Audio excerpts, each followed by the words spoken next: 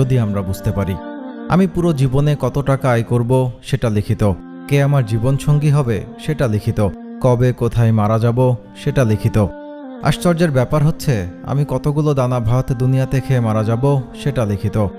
একটি দানাও কম না, একটিও বেশি না। ধরেন এটা লিখিত যে আমি সারা জীবনে 1 কোটি টাকা আয় করব। এই সিদ্ধান্ত আল্লাহ তাআলা নিয়েছেন। আমি হালাল উপায়ে আয় করব না হারাম উপায়ে আয় করব সেই সিদ্ধান্ত আমার। রাসূল সাল্লাল্লাহু আলাইহি ওয়াসাল্লাম বলেছেন, কোনো ব্যক্তি যদি অভাবী হয় এবং তার অভাবের কথা মানুষের কাছে পেশ করে তবে তার অভাব দূর করা হবে না। আর কোনো ব্যক্তি যদি তা আল্লাহ তাআলার কাছে পেশ করে অনতিবিলম্বে আল্লাহ তাআলা নিজ অনুগ্রহে তাকে অভাবমুক্ত করে দিবেন। যদি ধৈর্য ধারণ করি, আল্লাহ তাআলার কাছে চাই, তাহলে হালাল উপায়ে ওই 1 কোটি টাকা আয় করেই আমি মারা যাব। হারাম উপায়ে হলেও ওই 1 কোটি, নাথিং মোর নাথিং লেস। আমি যেই ফলটি আজকে ঢাকায় বসে খাচ্ছি